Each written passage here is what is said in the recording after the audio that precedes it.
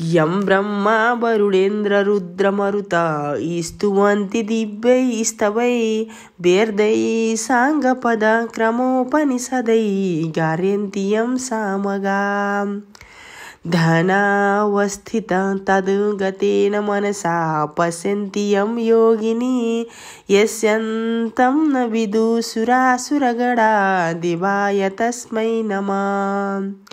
श्रीमञ्चन्दनचर्चिचोज्ज्वलपु शुक्लाम्बरा मल्लिका मालालङ्कृतकुण्डलापर्बिलसन्मुक्तावलिशोभिता सर्वज्ञाननिदानपुस्तकधरा रुद्राक्षमालाधरा वाग्देवी वदनाम्बुजे वसतु मे त्रैलोक्यमाता चिरम्। मूकं करोति वाचालं पङ्गुलङ्घयते गिरिं यत्कृपातहं वन्दे परमानन्दमाधवम्।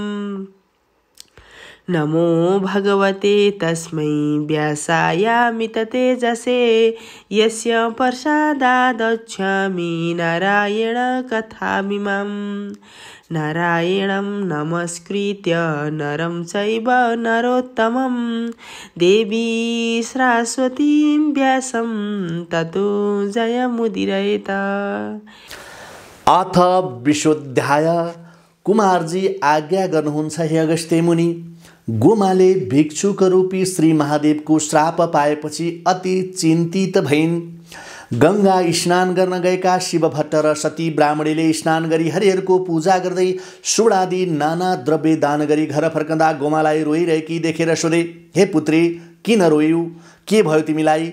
गोमाले उत्तर दिइन्, हे माता पिता, तपाईहरू स्नान गर्न भनी गंगाजी जानुभयो र म अक्षता केलाइरहेकी थिएँ। त्यसै बेलामा एक भिक्षुक आई भिक्षा मागे। मैले अक्षता केलाइसकेपछि भिक्षा दिन्छु, एकैछिन पर्खी बस भनी पर्खाइराखेँ। अक्षता केलाइसकी भिक्षा दिन आएकी त ती भिक्षुकले भने, हे ब्राह्मणी बालिके, मलाई यतिका बेर पर्खाइस्, अहिले भिक्षा दिन आइस्। त्यो भिक्षा म लिन्न, दिने भए तेरा माता पिताले पूजा गर्ने त्यो तैँले केलाइराखेको अक्षता भिक्षा दे। मैले लिने भए यो भिक्षा ल्याऊ, नलिने भए अक्षता त दिने छैन भन्दा भिक्षुक रिसाई भन्न लागे, हे पापिष्ट, तैँले अहङ्कार गरी मलाई भिक्षा दिनस्, तँलाई म श्राप दिन्छु भन्दै तँ 7 वर्षकी हुँदा 70 वर्षको बुढोसित विवाह होस्। तेरा माता पिताको महाकष्ट गरी सिद्धि गणेशको सेवा गरी पाएको सम्पत्तिको नाश होस्। तँलाई पनि नाना तरहको दुःख होस्। तेरा माता पिताहरू पनि चाँडै मरिजाउन् भनी डमरू बजाई श्राप गरी गए। यसो भनी गोमाले आँखाबाट आँसुका बलिन्द्र धारा बगाई रुन थालिन्। तब शिवभट्टले भने, हे पुत्री, ती भिक्षुक श्री महादेव हुन् भने मात्र तिनले दिएको श्राप लाग्छ, नत्र लाग्दैन। भिक्षुकले त्यसो भनेर नरौ। त्यसो भनी शिवभट्टले गोमालाई अनेकन तरहले सम्झाइ बुझाइ गरे। मनमा भने दुवैलाई निकै चिन्ता लाग्यो। उनीहरूले ती श्राप दिने अवश्य पनि महादेव होलान् भनी विचार गरे। आफूले गणेशको पूजा आराधना गर्दा सम्पत्ति र सन्तति पाएका थियौँ, तर अब यो श्रापले हाम्रो अवस्था बिग्रिने भयो। दुवैजना एउटा कोठामा पुगेर एक आपसमा कुरा गर्दै, हामीले पुत्रीको अगाडि शोक गर्नु हुँदैन, यो भगवानको खेल हामीले पनि सहनुपर्छ भने।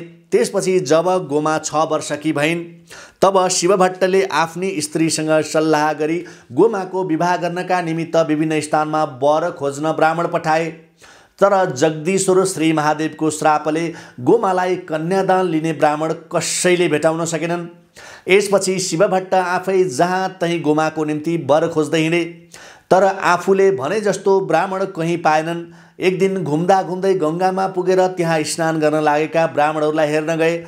त्यहाँ पनि कुनै योग्य वर पाएनन् र हार मान्दै घर फर्की जाउँ भनी विचार गर्दा एकजना कुप्रा, कान नसुन्ने, डेरा, कैला आँखा भएका, आँखी भाउ जोडिएका, दारा निस्केका, कपालको केश पाकेका, काला मुखदेखि रियाल चुएका, 70 वर्ष उमेरका, शिलासन गरी एउटा कुनामा बसी सन्ध्या गर्न लागेका शिव शर्मा नाम गरेका बुढालाई देखे। शिवभट्टले धेरै बेरसम्म उनलाई हेरिरहे। ती वृद्ध ब्राह्मणले सन्ध्या गरिसकेर शिवभट्टसँग सोधे, हे ब्राह्मणदेव, तिमीले मलाई धेरै बेरसम्म किन हेरिरह्यौ? तिमी को हौ? कहाँदेखि आयौ? यसरी शिवभट्टलाई शिव शर्माले सोधेपछि शिवभट्टले उत्तर दिए, म शिवभट्ट नाम गरेको ब्राह्मण हुँ। मेरा घरमा एकजना कन्या छिन्।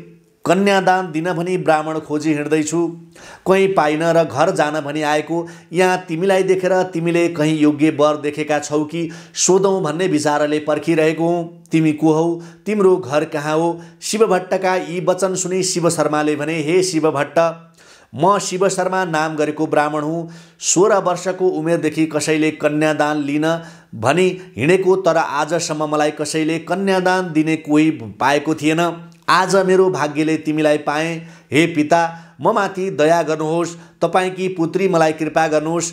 ब्राह्मण भई यो उमेर भयो, अझै मेरो विवाह भएको छैन। तपाईँले कृपा गरे गृहस्थ्रमको सुख भोगका निम्ति कन्यादान पाउला।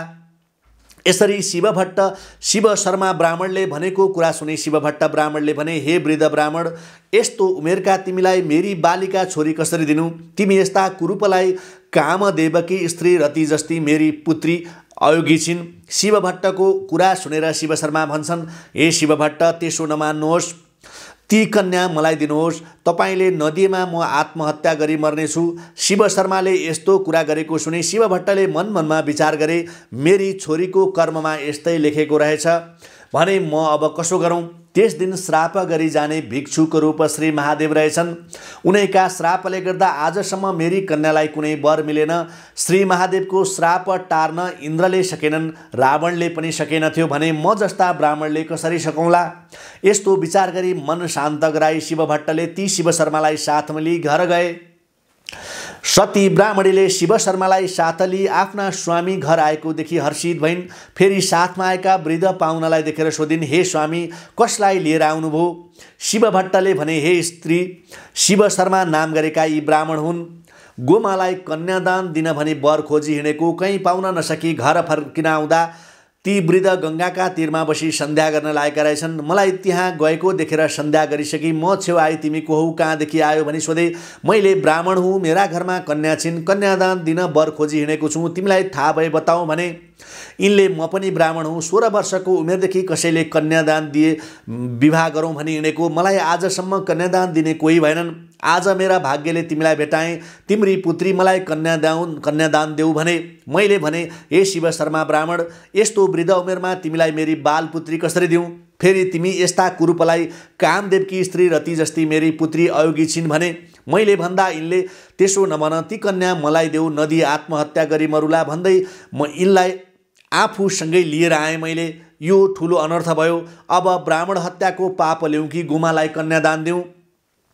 आफ्ना पतिले भनेको यस्ता वचन सुनि सती ब्राह्मणीले भनिन्, हे स्वामी, त्यस्ता कुरा नगर्नुहोस्। यो कस्तो बुढो भने कान नसुन्ने, डेरो, कैला आँखा भएको, आँखी भाउ जोडिएको, दारा निस्किएको, केश पाकेको, मुखबाट रियाल चुइने, कालो, यस्तालाई मध्याह्न कालको सूर्यको जस्तो तेज भएकी, पूर्ण चन्द्र जस्तो मुख, हात्तीका सुण जस्तो हात पाउ, बाघको जस्तो कम्मर, सावित्रीका जस्ता पैताला, कञ्चन जस्तो शरीर भएकी, हिँड्दामा राजहंसको जस्तो गमन गर्ने मिठो स्वर भएकी मेरी यस्ती पुत्रीलाई कसरी दिनु? अरू कसैले कन्या दिएनन् भनेर जति आत्महत्या गरी मर्लान्, के त्यो हत्या हामीलाई लाग्छ र? कदाचित लाग्दैन।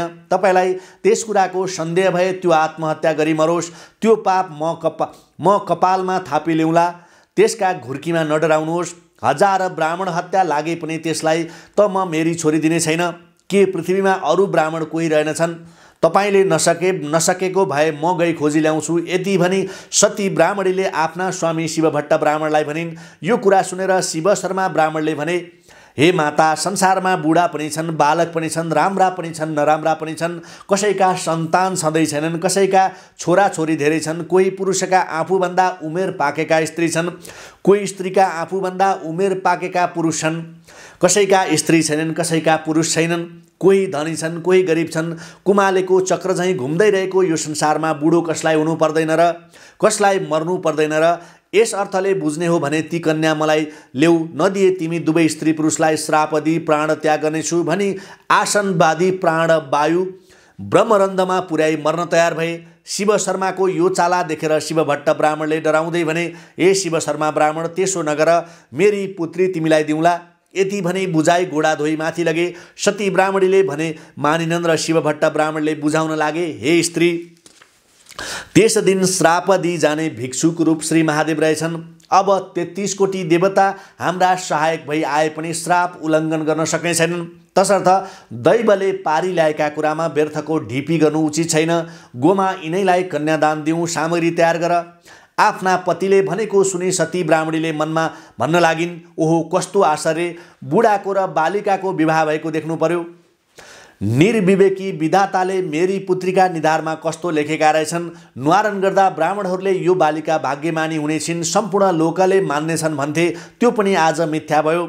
हामीले नगर्ने कर्म त केही गरेका थिएनौँ, सबैको भलो नै गरेका थियौँ। के पापले गर्दा मेरी पुत्रीलाई श्री महादेवको यस्तो श्राप लाग्यो? फेरि यस बालिकालाई के ज्ञान थियो र श्री महादेवले त्यस्तो अनर्थ गर्नुभयो? यति भन्दै साह्रै रुन लागिन्। आफ्नी स्त्रीको त्यस्तो चालादेखि शिवभट्ट ब्राह्मणले भने, हे स्त्री नरौ, दैवको लीला यस्तै छ, जस्तो गर्नु छ उस्तै हुन्छ, विस्मात नगर। शिव शर्मा ब्राह्मणलाई खानपिन दिई सुत्ने ठाउँको प्रबन्ध गरिदेऊ। आफ्ना पतिले यति भनेपछि सती ब्राह्मणले नाना थरीका खाना तयार पारी खानपिन दिई सुत्नका लागि ठाउँ देखाइदिन्। शिव शर्मा सुत्न गएपछि आफ्नी पुत्री गोमालाई बोलाएर सती ब्राह्मणीले भन्न लागिन्, हे पुत्री, तेरो विवाह हुन लाग्यो। त्यस वृद्ध ब्राह्मणलाई कन्यादान दिन लागेका छौँ, किनभने त्यस दिन तँलाई श्राप दिने भिक्षुप श्री महादेव रहेछन्। तैँले त्यो श्रापको भोग गर्नु पर्यो। हामीलाई दोष नदिनु, त पनि सुर्ता नगर। तेरा कर्मले गराएको घटना टार्न कसको सामर्थ्य छ र? यति भनी आँखाबाट बलिन्द्र धारा आँसु खसाले ठुलो प्रीतिले काखमा ल्याइन् छोरीलाई। आफ्नी माता सतीले भनेको वचन सुनि गोमा ब्राह्मणी भन्दछिन्, हे माता, तपाईहरूलाई कुनै पनि दोष छैन, मेरा कर्ममा यस्तै लेखेको रहेछ। फेरि श्री महादेवले दिएको श्राप मिथ्या गर्न को सक्छ र? मैले अघि अहङ्कार गरी भिक्षुक श्री महादेवलाई अनादर गरेँ, त्यसको फल मैले पाउन लागेँ। जो मनुष्यले भिक्षा माग्न आएको भिक्षुकलाई भिक्षा नदिई विमुख गरी पठाउला, त्यो अवश्य यस्तो अवस्थामा पर्ला।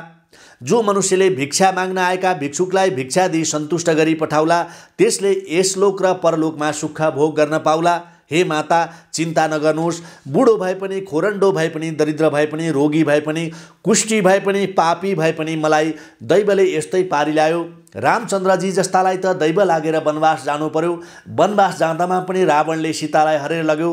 फेरि श्री महादेव जस्तालाई पनि दैव लागेर कालकुट विष आफ्नो कण्ठमा राखी नीलकण्ठ भइरहनु पर्यो।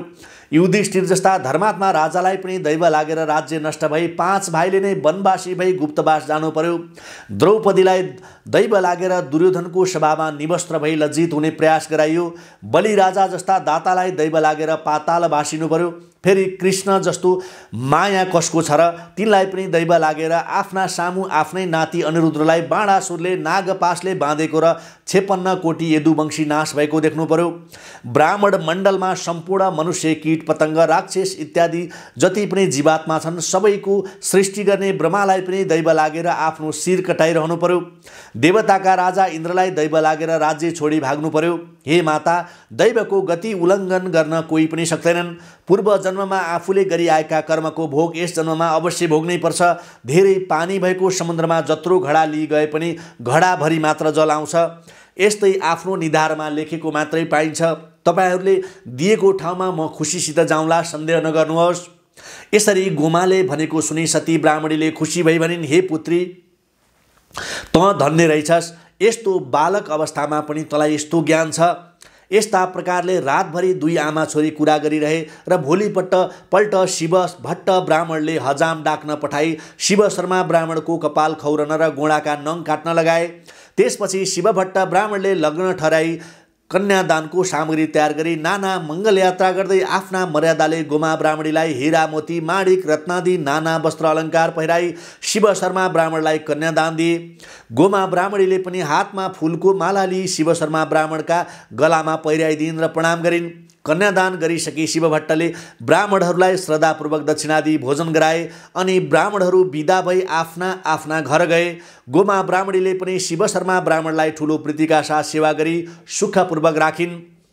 इति श्रीस्कन्द पुराणे केदारखण्डे माघ महात्म्ये कुमारगस्ते संवादे श्री स्वस्तानी परमेश्वराय व्रतकथायां श्री गोमा कन्यादानं नाम 20ोऽध्याय। श्री स्वस्तानी परमेश्वरी की जय। उपनयतु मङ्गलं व सकल जगन मङ्गलालय श्रीमान् दिनकर किरण निबोधित नव नलिन दल निवेक्षणः कृष्णः काले वर्षतु पर्जन्य पृथिवी सस्यशालिनी देशोस्यं क्षोभरहितो ब्रह्मणा सन्तु निर्भया अपुत्रा पुत्रिण सन्तु पुत्रिण सन्तु पौत्रिणः निर्धना सधना सन्तु जीवन्तु शरदं शतं तत्रैव गंगा यमुना च तत्र गोदावरी सिन्धु सरस्वती च तीर्थानि सर्वाणि वसन्ति तत्र यत्राच्युतद्वार कथा प्रसंग या कुन्देन्दु तुषारहार धवला या शुभ्रभ्रस्ताभिर्ता या वीणावरदण्डमण्डितकरा या श्वेत पद्मासना या ब्रह्माच्युत शंकर प्रभृतिभिर्देवै सदा वन्दिता सा मां पातु सरस्वती भगवती निशेषजाड्यपहा कायेन वाचा मनसेन्द्रियैर्वा बुद्ध्यात्मना वा प्रकृति स्वभावत करोमि यदत सकलं परस्मै नारायणायति समर्पये तथा। श्री स्वस्तानी परमेश्वरी की जय।